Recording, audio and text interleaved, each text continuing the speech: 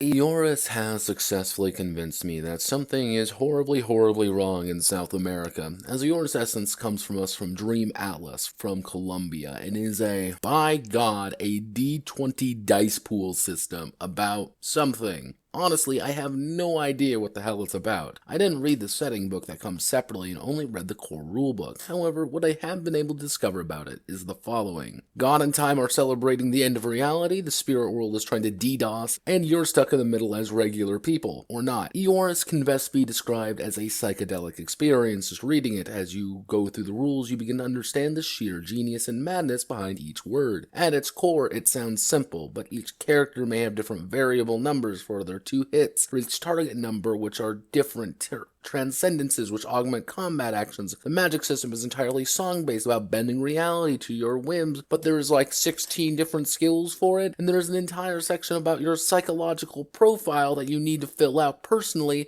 which the game just tells you, fill it out, it doesn't matter. But it totally matters. Eoris is insane. Even the attempt of introducing it to someone invites a dread-filled maybe if but only when perhaps to every line of explanation. What is an echo? Well, it's your spiritual self, which has an agenda of its own and a completely different personality, but you can only take it if you want unless you're part of its culture and you rolled 20 on a D-fucking-20. But it's also needs its completely own character sheet. What's character creation like? Pretty easy if you ignore the Saya and make simple choices regarding your culture if you roll well, but also there's like a dozen skills, and here's your movement skills, and here's your basic combat skills, which all play into each other. Eoris is insane. Eoris is completely madness. It makes no sense. It is, by all metrics, a bad game. But it did win my heart. There is a crystalline simplicity to when you understand the basics. But when you look deeper into the small intricacies, you begin noticing every single mechanic serves the setting, and it doesn't give a fuck about running anything other than its setting. Even reading the side notes and smaller details, it's almost like the writer understood what they were doing perfectly, making this bulky but wrapped in so nicely of its own details. Yes, my example bear-man creature did have a -2 difficulty when smelling, because he's a fucking bear. I also set his appearance to an elegant and approachable, but I also want to keep his difficulty with his own pride in check, combined with him being secure mentally, slightly dour emotional state. I immediately knew who he was, a creature haunted by his past and exalted by many except himself. Every little part of the character felt purposeful. Every minor thing felt like it was part of some strange pseudoscience discovery that required me to smoke some healing crystal